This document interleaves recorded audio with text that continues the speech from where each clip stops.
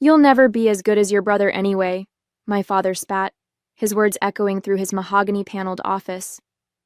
I stood there, gripping my business proposal so tightly the pages crumpled. 10 years of education, countless sleepless nights preparing for this moment, and he dismissed me with a single cruel sentence. My brother Jacob slouched in the corner armchair, awkwardly fiddling with his phone, pretending not to hear our father tear my dreams apart. My name is Madeline Brown, and I spent 30 years believing I was destined to help lead my father's company, Brown Technologies. I grew up breathing the business. Dinner conversations revolved around market strategies, and my weekends were spent shadowing department heads instead of playing with friends. Unlike Jacob, who'd rather be anywhere else, I lived and breathed the industry. I'd done everything right. Top of my class at business school, internships at leading tech firms, even learned Mandarin to help with our Asian market expansion. But standing in my father's office that day, none of it mattered. The only thing he saw when he looked at me was his daughter, someone to be married off, not trusted with his legacy. Dad, just look at my proposal, I pleaded, trying to keep my voice steady. The market analysis shows. Enough! He cut me off with a sharp wave of his hand. I've already decided. Jacob will take over as COO next month. You should focus on finding a good husband. That's what your mother and I want for you. I glanced at my brother, who had the decency to look uncomfortable. Jacob was 27, had barely passed his business classes, and spent more time on his golf swing than in the office. But he had the one qualification that mattered to my father. He was the son. The familiar ache of being overlooked burned in my chest, but this time, something was different. Maybe it was the way my father smirked when he mentioned finding a husband, or how he didn't even bother looking at the proposal I'd spent months perfecting. A strange calm settled over me as I realized that no matter what I achieved, nothing would ever be enough for him. You're right, I said quietly, smoothing the crumpled pages of my proposal. My father looked up, surprised by my sudden agreement. I should focus on my future. I placed the document on his desk, turned around, and walked out of his office. Behind me, I heard him chuckle, probably thinking he'd finally gotten through to me. He had no idea that I wasn't surrendering. I was declaring war. That night, I sat in my apartment, surrounded by industry reports and market analyses I'd gathered over the years. Everything I knew about Brown Technologies was spread across my dining room table: supplier contracts, distribution networks, customer pain points. Information that most people would kill to have, handed to me simply because no one thought I'd ever use it against them. Taking an interest in the family business is fine for a hobby, my father had always said with that condescending smile. It's cute that you want to learn. Each dismissive comment had only driven me to study harder, dig deeper. Now all that knowledge felt like ammunition. My phone buzzed. Another message from my mother. Your father means well, she wrote. He just wants to protect you from the stress. I turned off my phone without replying. My mother had always tried to play peacemaker, smoothing over my father's harsh words with gentle excuses. But she'd never once stood up to him, never challenged his outdated views. The next morning, I walked into Brown Technologies for what I knew would be the last time. As I packed up my desk in the marketing department, my colleagues avoided eye contact. News traveled fast in family companies. Everyone knew about yesterday's meeting, about how Walter Brown's ambitious daughter had finally been put in her place. I'm sorry, Maddie, Lisa from accounting whispered as she passed by. We all know you deserved that position. Her sympathy made it worse somehow. How many others had watched me work twice as hard as Jacob, only to be pushed aside because I was born the wrong gender? I was nearly finished packing when my brother appeared in my doorway. Hey, he said, shifting uncomfortably. Dad says you're taking some time off to think about your priorities. That's one way to put it, I replied, closing my laptop bag with more force than necessary. Look, I know you're upset, but maybe it's for the best. Running a company is really stressful and... Save it, Jacob, I cut him off. We both know you don't want this job, but you'll take it because it's easier than standing up to him. My brother flinched at the truth in my words. As I walked out of the building, carrying my small box of belongings, I caught my reflection in the glass doors. I looked different somehow. Lighter, as if putting down the weight of my father's approval had physically transformed me. One thought kept running through my mind. They had no idea what I was capable of. The decision to leave the country came surprisingly easily. I'd spent my entire life trying to earn my place in my father's world. Now it was time to build my own. Within weeks, I'd liquidated my trust fund, the one thing my father couldn't control, signed a lease for an office space in Singapore, and booked a one-way flight. My mother's reaction was predictably dramatic. "How can you abandon your family like this?" she sobbed over the phone. "Your father will never forgive you." I almost laughed at that. Forgiveness implied I'd done something wrong, and for the first time in my life, I was absolutely certain I hadn't. The real surprise came from my grandmother, my father's mother. She showed up at my apartment the night before I left, her small frame radiating determination. "Your grandfather would have been ashamed," she said, "but not in the way I expected. Ashamed of what your father has become. The company was built on innovation, not tradition." She pressed a thick envelope into my hands. Inside was everything I needed to know about my grandfather's original vision for Brown Technologies, including his personal journals and early business plans. "He always said the future belongs to those brave enough to create it," my grandmother told me. "Show them what that means." The first months in Singapore were a blur of meetings, coding sessions, and sleepless nights. I'd identified the biggest weakness in my father's business model, their outdated approach to supply chain management. While Brown Technologies relied on traditional relationships and manual processes, I was building something revolutionary, an AI-driven platform that could predict market demands and optimize inventory in real time. My team grew quickly.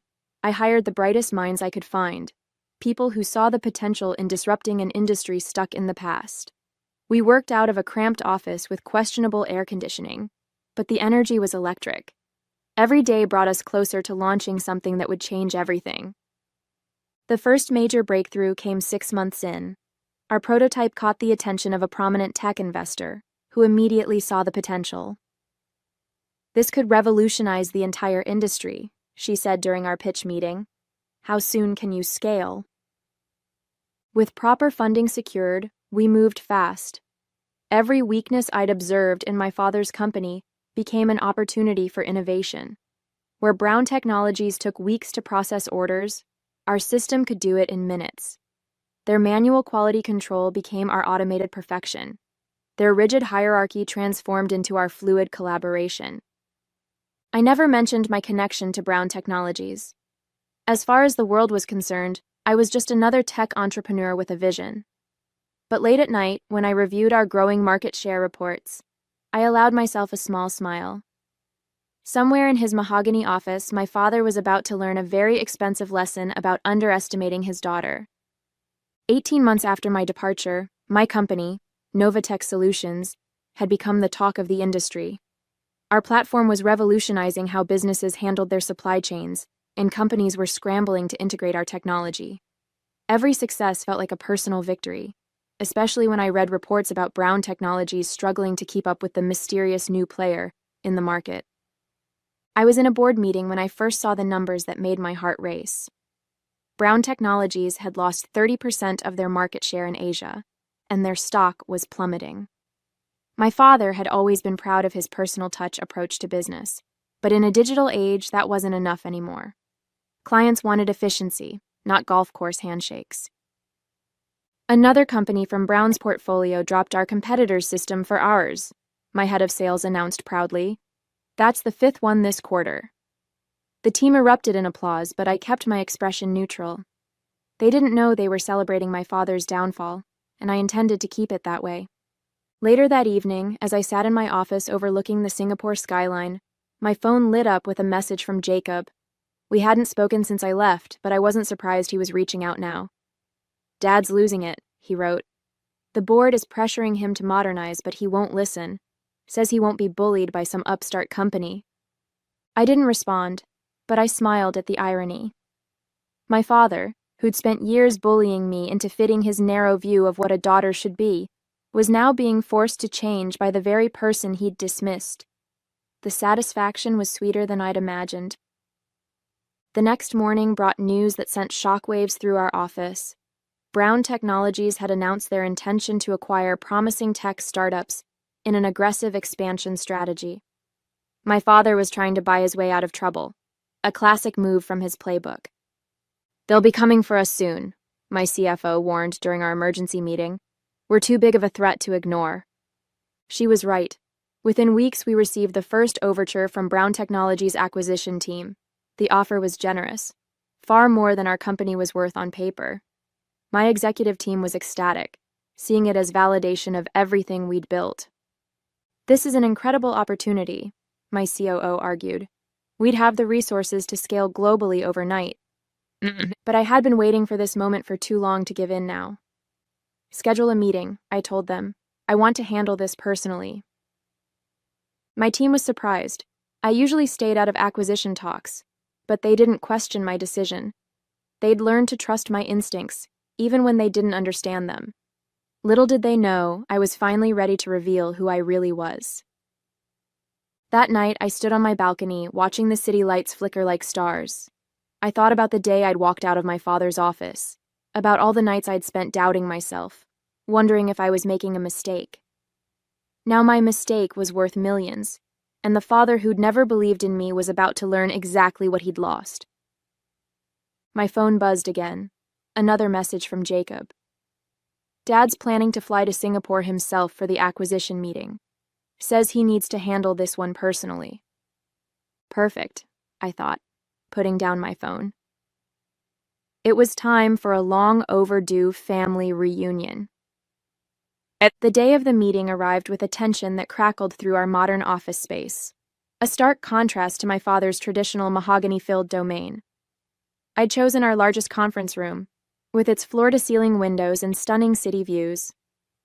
My team sat ready, tablets in hand, professional and poised. When my father walked in, flanked by his advisors, I savored the moment before he noticed me. He looked older, more worn than I remembered. Running a failing company had taken its toll. His eyes swept the room with the arrogant confidence I knew so well, until they landed on me, sitting calmly at the head of the table. The color drained from his face. "Madeline?" "Hello, Dad," I replied, keeping my voice steady. "Please, take a seat. We have a lot to discuss." His advisors exchanged confused glances as my father stood frozen in the doorway. I could see him struggling to process what he was seeing. His daughter, the one he'd dismissed so easily, now sitting in the power position. "What is this?" he demanded, his shock turning to anger. "What kind of game are you playing?" "No game," I said, gesturing to the presentation screen behind me. "Just business. Nova Tech Solutions is my company.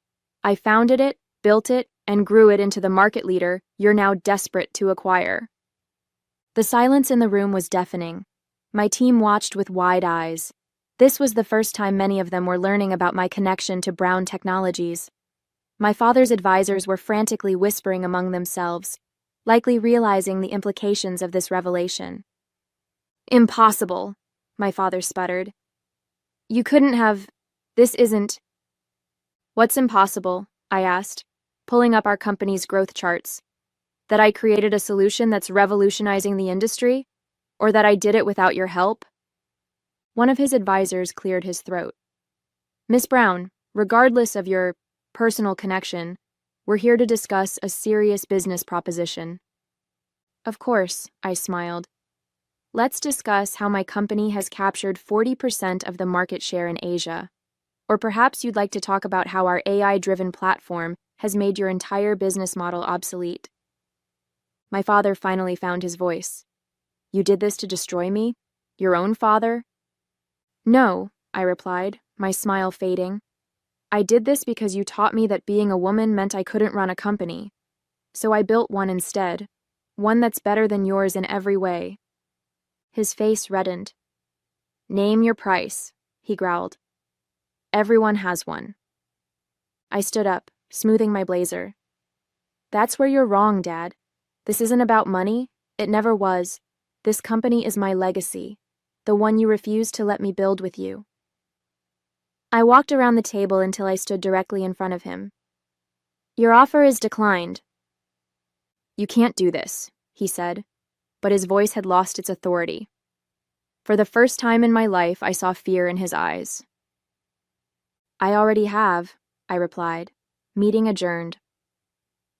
As my father stormed out of the conference room, his face red with rage and humiliation, I felt a weight lift from my shoulders. His advisors scrambled after him, leaving behind their untouched presentation folders, sleek black binders embossed with the Brown Technologies logo I'd grown up seeing everywhere. That was unexpected, my CFO said, breaking the stunned silence that had fallen over the room. You're Walter Brown's daughter. I turned to face my team, the people who'd believed in my vision without knowing my full story. I am, but more importantly, I'm the CEO who's going to take this company global. The next few weeks were a whirlwind. News of my identity leaked to the press, and suddenly every business publication wanted the story. Tech heiress disrupts family empire became the headline of the month. My phone was flooded with messages. Old colleagues, family friends, even my mother, all wanting to understand how the dutiful daughter had transformed into a business rival. Jacob's message was the only one I read fully. I always knew you were better at this than me. For what it's worth, I'm sorry I didn't say it sooner. My grandmother invited me to tea at her favorite restaurant, the same place she used to take me when I was a child. Her eyes sparkled with pride as she read the latest article about Novatech's success. Your grandfather would have loved this, she said, setting down her cup. He built that company believing innovation was more important than tradition. Your father forgot that, but you didn't. Market analysts predicted that Brown Technologies would need to undergo massive restructuring to survive. My father, they said, was being pressured to step down. The board wanted younger leadership, someone who could modernize the company before it was too late. But I no longer cared about my father's company. Novatech was expanding into Europe, and we were developing new features that would revolutionize the industry even further. My team was excited, motivated, and most importantly, valued, regardless of who they were. Late one evening, as I sat in my office reviewing expansion plans, my assistant buzzed in. Your father is here to see you. I considered turning him away but decided against it. Let him see what his daughter had built without him. He entered slowly, looking uncertain in this space that was so different from his traditional office. Madeline, he said, his voice lacking its usual authority. We need to talk. About what? I asked, not offering him a seat. Business or family? Both, he admitted. The board, they want you to come back, to lead Brown Technologies' digital transformation. I laughed, the sound echoing off the glass walls. You still don't get it, do you?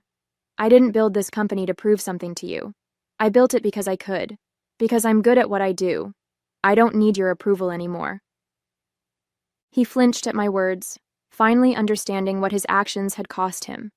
Not just market share or company value, but a daughter who'd been ready to give him everything. You should go, I said quietly. I have a meeting with European investors in the morning. As he left, I walked to the window and looked out at the city lights. Somewhere in those streets was a young woman being told she couldn't do something because of who she was. I hoped she'd prove them wrong, too. The story of my overnight success became legend in the tech world. What the headlines didn't capture were the quiet victories that followed.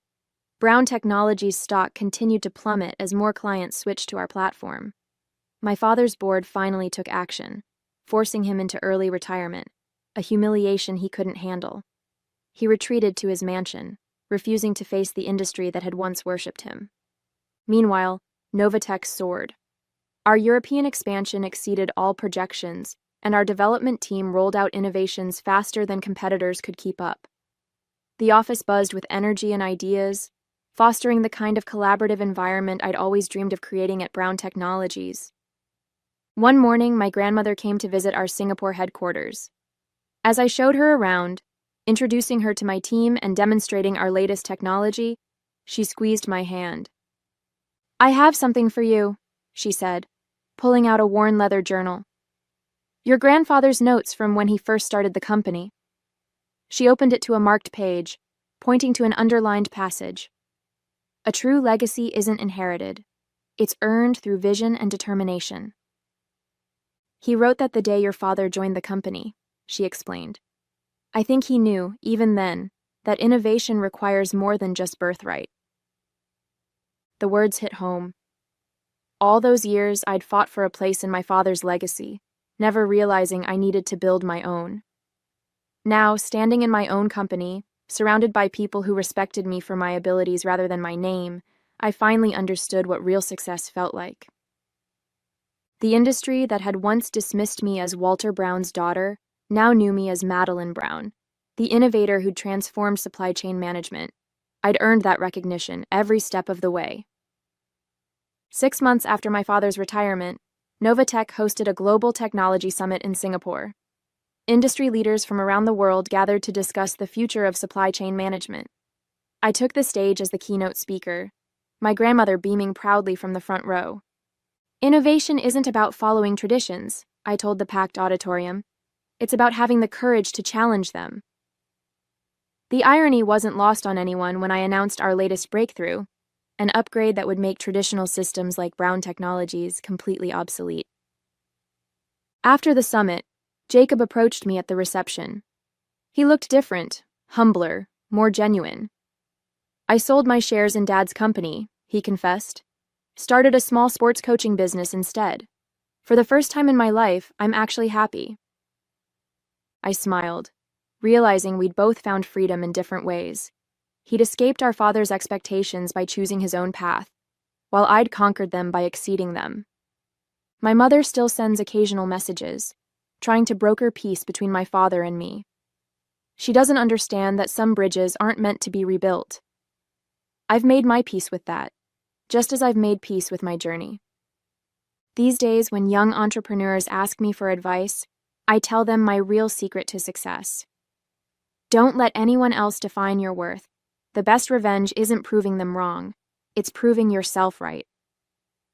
As for my father, last I heard, he spends his days in his study, surrounded by the mahogany panels that once witnessed his greatest mistake, underestimating his daughter. Sometimes the most expensive lessons are the ones we learn too late.